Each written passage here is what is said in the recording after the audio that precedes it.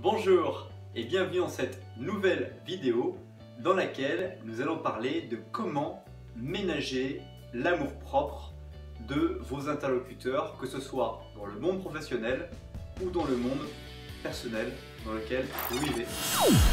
En effet, il est intéressant de constater que nous travaillons, que nous passons énormément de temps dans notre vie personnelle avec des gens qui mènent des projets différents que les nôtres et qui avancent de manière complètement différente. Ceci étant, vous allez rester très longtemps si vous envisagez de rester dans l'entreprise dans laquelle vous êtes ou avec la personne avec qui vous menez votre vie de famille et vous allez devoir ménager finalement l'amour-propre des personnes autour de vous plutôt que de ménager votre amour-propre. Car c'est l'une des clés du bonheur et du plaisir, c'est de ménager l'amour-propre des autres. Et du coup, ça m'amène à cette histoire, une histoire qui est issue de General Electric, dans laquelle l'entreprise avait un chef de service qui était compétent, mais pas suffisamment adapté à manager les équipes qu'il avait dans son entreprise.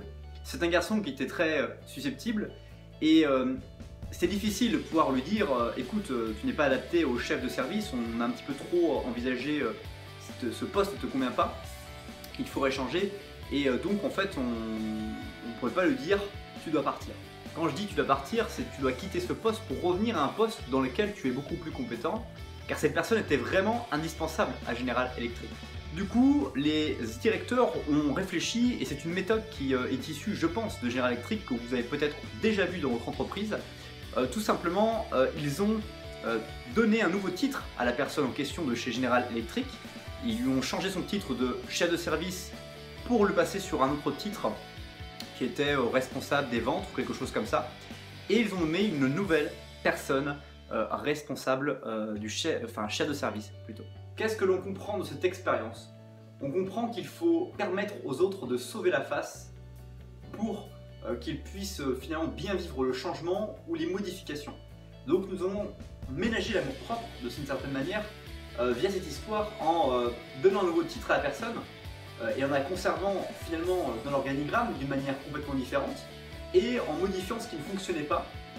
Ça permet de garder un élément et le redynamiser parce que certainement il vivait mal cette prise de fonction et cette gestion d'agence sans pour autant pouvoir réussir par rapport à ses compétences à avancer correctement, et on met une personne qu'on estime compétente pour le nouveau poste. Donc finalement c'est un coup double qu'on réalise tout en gardant un employé qui était d'une bonne qualité. Mais ça m'amène à me poser une question et à vous poser cette question qui est importante: combien d'entre nous pensons-nous à ménager l'amour-propre des autres autour de nous? Quand nous voyons quelqu'un qui a raté quelque chose dans notre équipe, ça peut être nos compagnons ou même des collègues, est-ce que nous ménageons l'amour-propre de notre collègue pour qu'il se relève mieux et qu'il en tire de pleines conclusions? Car je ne connais pas de personnes qui ne soient pas responsables de leurs échecs. Chacun porte ses responsabilités de manière, je dirais, parfois silencieuse ou des fois en parlant. Tout le monde n'a pas cette faculté de pouvoir parler de ses problèmes et de ses difficultés.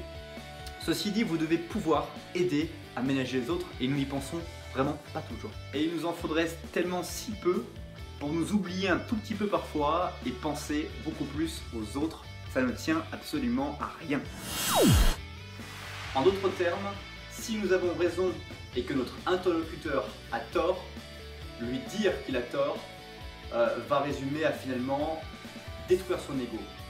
Et si vous travaillez avec cette personne pour les 10, 5 ou 20 prochaines années, vous allez détruire une confiance. Et comme on le dit, c'est la phrase qui conclura cette vidéo, la confiance se gagne en gouttes et se perd en litres. À vous de ménager l'amour-propre de vos collaborateurs et collègues, amis, conjoints, pour pouvoir mener la vie de responsable que vous souhaitez avoir. Je vous remercie d'avoir regardé cette vidéo jusqu'à la fin et je vous dis à très vite pour une nouvelle vidéo. Au revoir.